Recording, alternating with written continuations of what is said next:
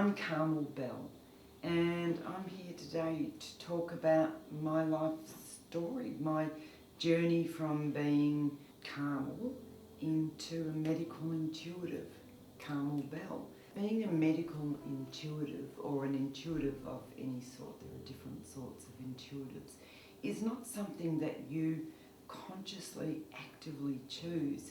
It's something that is given to you, and you're not even shown clearly that that's where you're meant to be. It's up to you to figure out that perhaps life hasn't gone so smoothly, or things keep happening to you when you act in a certain way, or if you try to put your own life desires into that path. I remember, for instance, when I was 4 years of age, I'd already had quite a few spiritual experiences, but at 4 years of age, I managed to set myself on fire.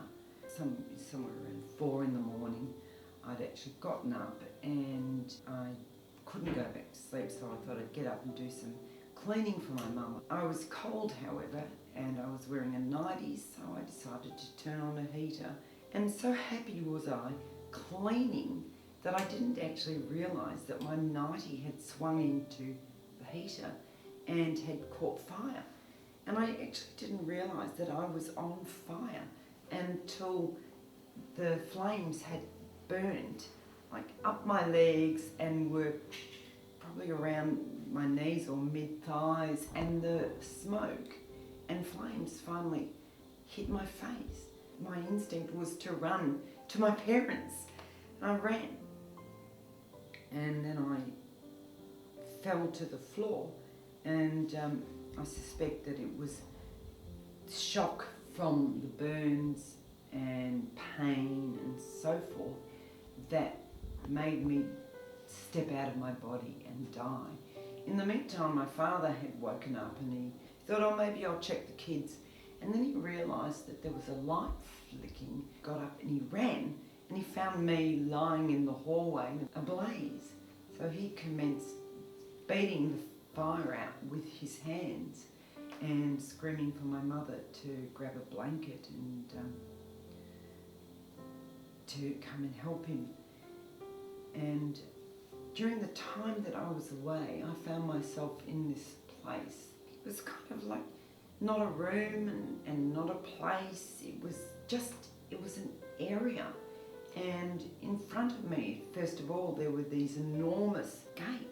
And I thought, how odd. And I remember standing there for a little while looking at the gates, because they were like a silver colour, but they were alive and they kept changing from different plants and animals. And then I realised that there were 2 or 3 people walking towards me, and they were in fact already quite close. I recognised them as safe beings.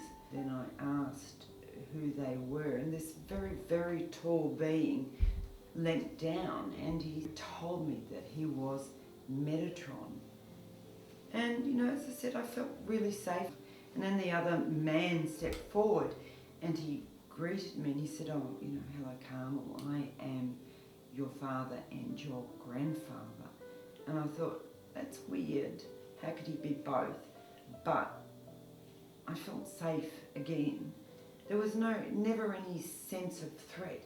And I asked who he was, and he said that he is Jesus.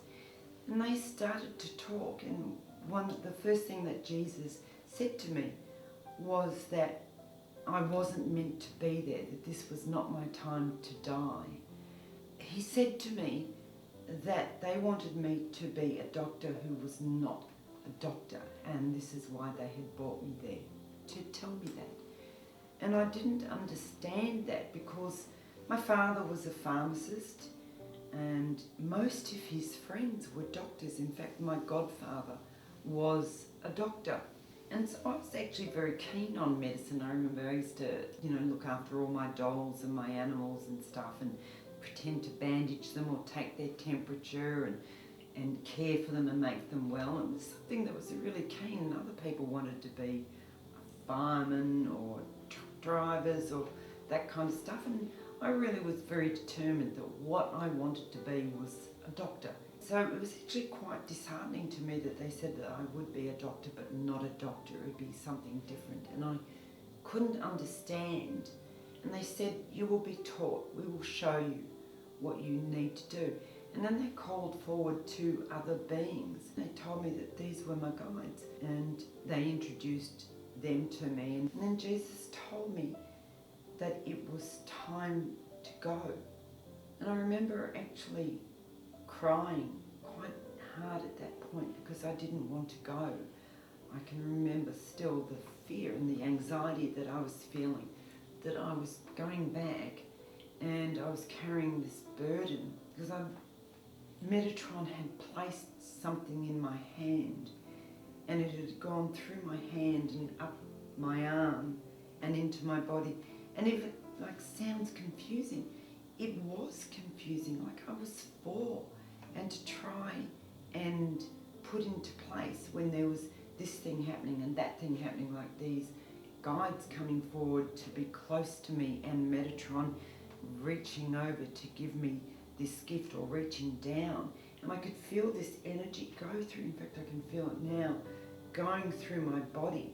The next thing that I knew once Jesus told me that I had to go back was realizing that I was lying on the floor in the hallway of my house and that my father was starting to bundle me up into this blanket and rolling me up, and then I could feel him lifting me up, and then my memory basically disappears. I could feel the energy that Metatron had put into my body just running through my body, and I disappeared.